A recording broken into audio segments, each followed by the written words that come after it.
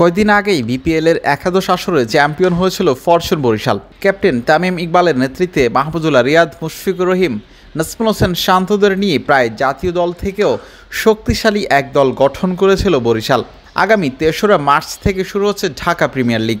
তামিম রিয়াদদের নিয়ে তারকায় ঠাসা দল গঠন করেছে মোহামেডান স্পোর্টিং ক্লাব। কে নেই দলটিতে? পেসার এবাদত হোসেন চৌধুরীর সঙ্গে আরিফুল ইসলামরা।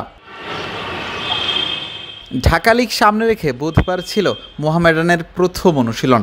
তামিমের সঙ্গে তাইজুল ইসলাম, এবাদত হোসেনরা ছিলেন। চ্যাম্পিয়ন্স ট্রফিতে সিনিয়র 2 ক্রিকেটার রিয়াদ, মুশফিকের সঙ্গে আছেন মেহেদী হাসান মিরাজ, তাওহিদ হৃদয়রা। তরুণ ইকবাল হোসেন ইমনরাও বাদ যাবেন কেন? আবু হায়দার, রনি, মোহাম্মদ সাইফুদ্দিনদের নিয়ে এখানেও যেন অন পেপারে নাম্বার 1 দলটি। ক্রিকেটাররাও বলছেন ফরচুন বরিশালের carbon copy Mohammedan sporting club.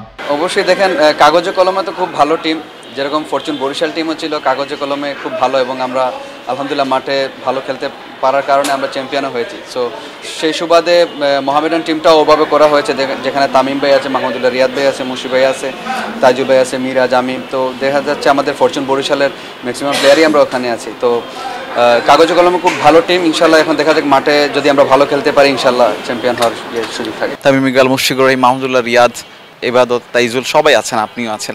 Same Fortune বরিশালই কিনা আসলে এই মোহামেডানটা? বলতে পারেন ফরচুন বরিশাল ভাইবস, কারণ সবাই আছেন এখানে, বলতে পারেন।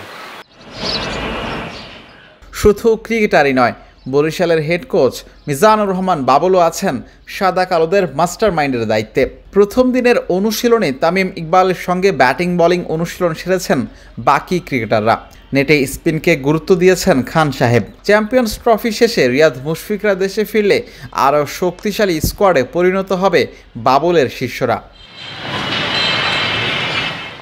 মিরপুর থেকে বিলাল হোসেন শিমুল, ক্রিকেট 97।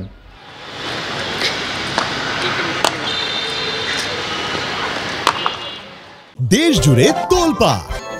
ওয়ালটন ফ্রিজ কিনে আপনিও হয়ে যেতে পারেন মিলেনিয়ার।